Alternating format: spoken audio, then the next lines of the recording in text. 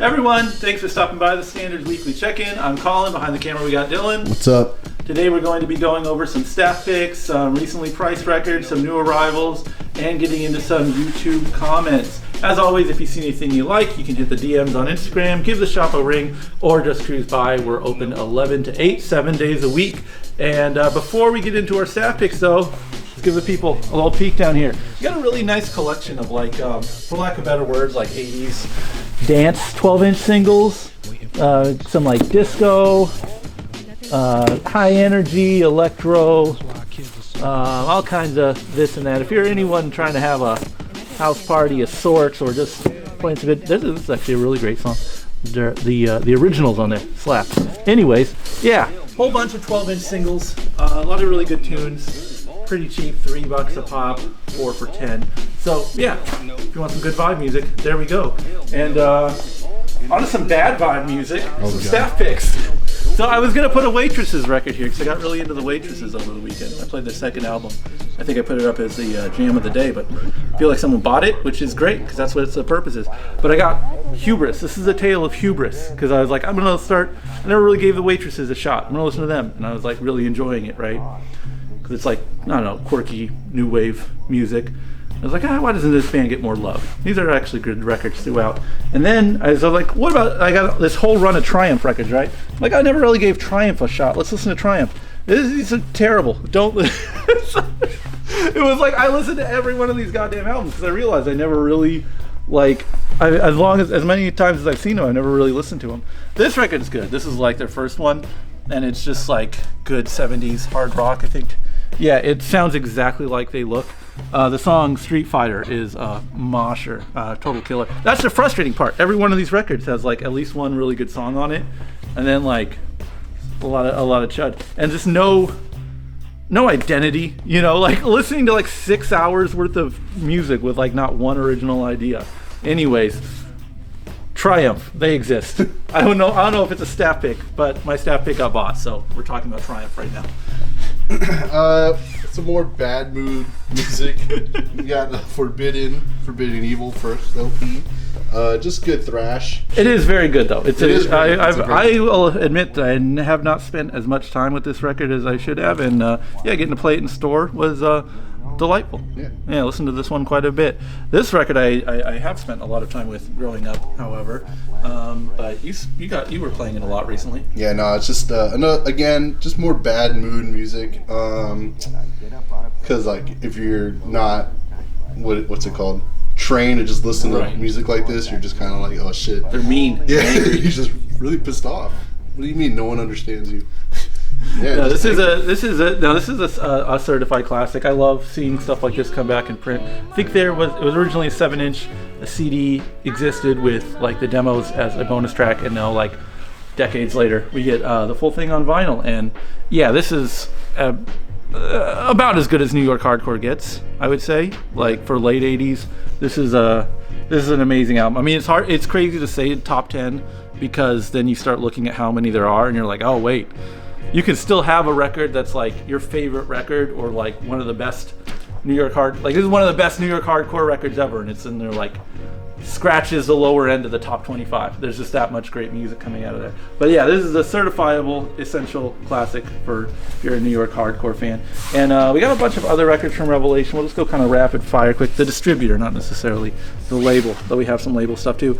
I enjoyed this. This was a new one from Indecision, and I feel like Dave over at Indecision, in addition to being a stellar human being, is a wise human being, and I feel like he's kind of taking a temp check right now at the current hardcore scene and hearing a lot of like 90s metalcore in a lot of the bands that are happening, and probably thinking to himself, I put out a lot of records that sounded like this like 25 years ago, and here's one of them, man. This is a really good, very technical metalcore record, I guess. I know metalcore is kind of a dirty word at this point in time, but when this came out, it was certainly not. Really good too, because it's like very technical, like up its own ass kind of convergy music, but the singer has this really direct, like kind of in the Rollins tradition of just like words delivered, not like screaming all insanely.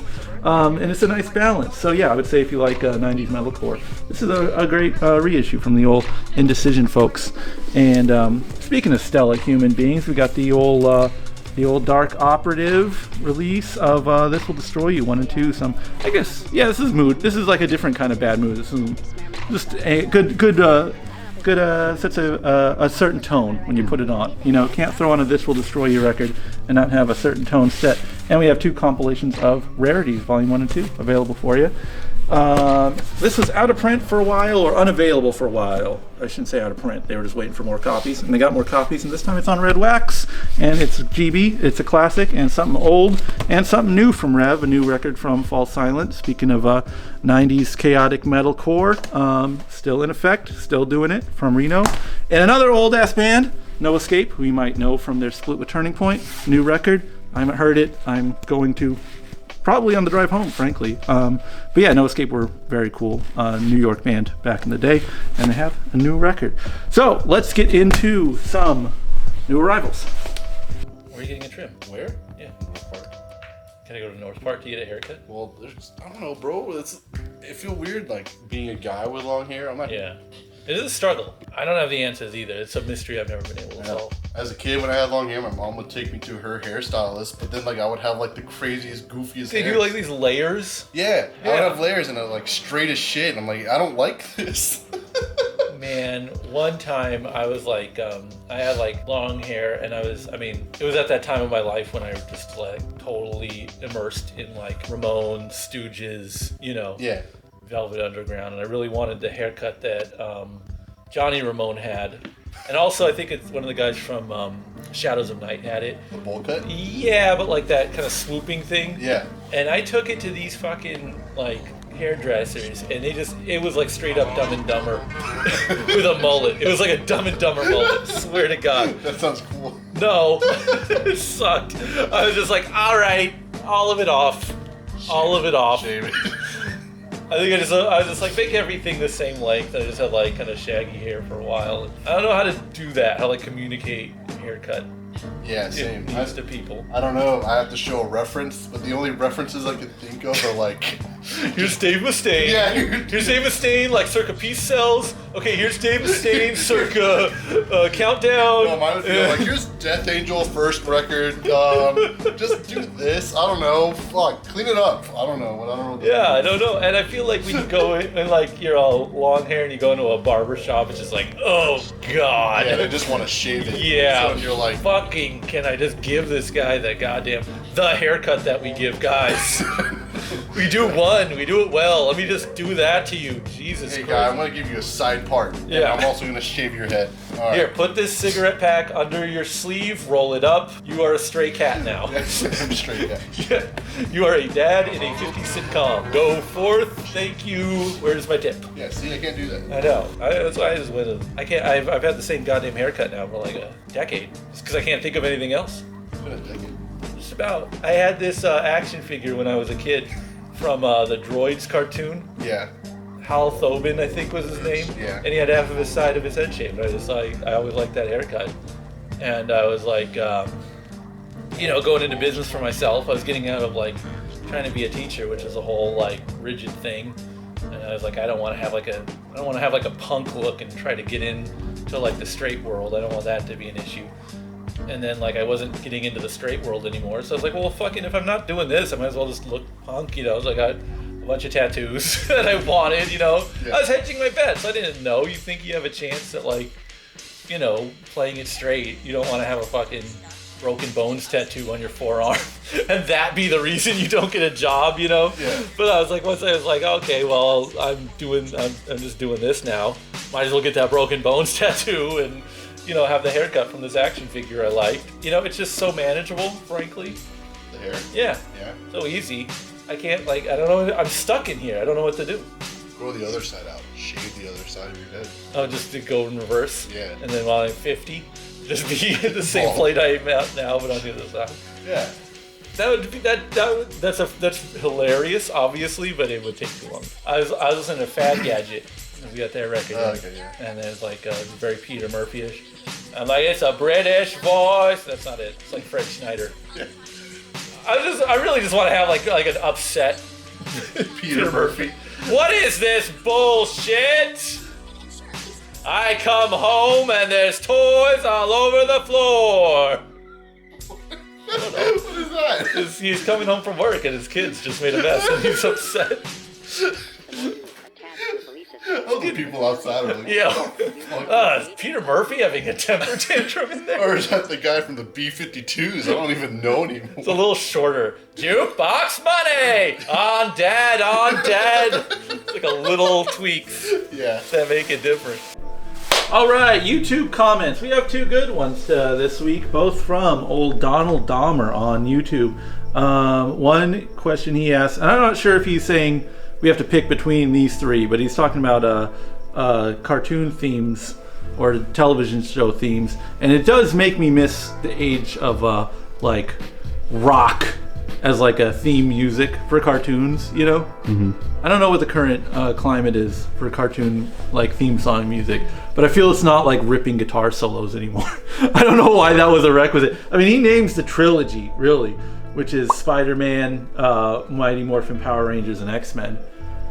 If I have to choose between those three, gun to my head, I'll say X-Men. Yeah. Yeah, yeah. No, because it would be that versus Spider-Man. I'm not as invested in Mighty Morphin Power Rangers. Yeah, I would probably say Power Rangers. Yeah, I'm not mad at that. I'm not mad at any of the answers, but Power Rangers count as a cartoon though. come on, Big Bad okay, children's Beetleborgs, television then. Big Bad Beetleborgs. It's a good one. That would be a good one. Nah, that one. I mean, it's good. I love that one a lot. It's just silly. It's not really rock. It's all like all over the place. I'll go deep cut and say Extreme Ghostbusters. Damn. Because I like moody. I like the moody soul music, industrial tinged moody soul music of the Extreme Ghostbusters theme. It's good. I don't remember that one. You don't have anything that's not on the. Probably the Jackie Chan Adventures. It's just like what was? Like funk rock. Yeah. Yeah. Yeah. For you fans of like CTI, like jazz rock library music, And Jackie Chan cartoon. check out the Jackie Chan Adventures. Yeah. He also asks, without throwing too much shade, what are some other over-the-hill bands, and where's the Metallica cutoff for you? I'll just get on the cross right now and say I'm like a Kill 'Em All only guy. I just don't like James' voice when he sings like a hick. And then so like if I'm out in '83, that should kind of give you an idea. I'm just not a big fan. I don't really like the tones or anything. I don't know. That's me. I'm not trying to like convince anyone.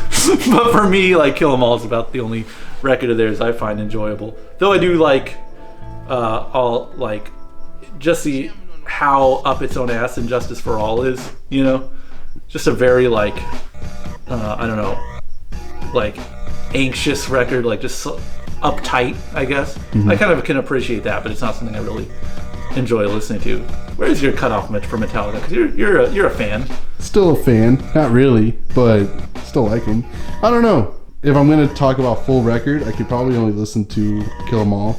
But it's not like I'll probably cut off at Injustice in terms of tracks per record. Yeah. Yeah, like I have to skip some tracks on per record. Yeah.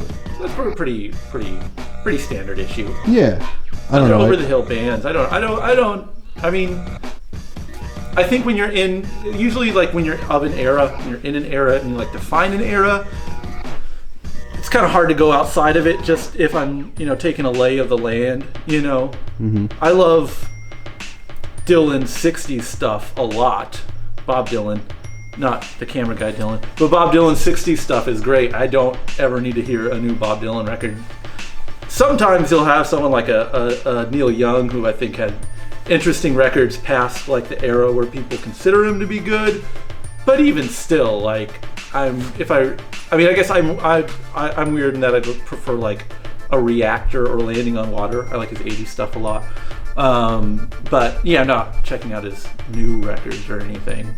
So, but it's so in general, like even the greatest musicians in the world, I'm saying, are kind of like reticulated to their zone. I don't really like Prince after like the Batman soundtrack, and he's one of the greatest musical minds ever. So everyone's in their own era. It's easier to talk about like exceptions to the rule. rather than who falls under there. The default mode is you fall under there. You have a couple years, you have a couple albums, and then you're done. That's usually how it is, ultimately, with rare exception. Sometimes even if you're not necessarily, even if you're either aren't making records or your records aren't great, you're still a good band. Like, you can still do something that no one else can do, but you people on the stage together. So, yeah, I don't have a hard fast over the line. Everyone's over the hill. Everyone's over the hill. I'm over the hill. Do you have anything to add? For Over the Hill? Yeah. I can only think of fucking cartoon themes still. I'm stuck on that answer. It's a smarter thing to think about. Anyways, thanks for watching. And if you have any questions you'd like to have answered, hit a YouTube comment. We'll address it next week. Thanks. Bye.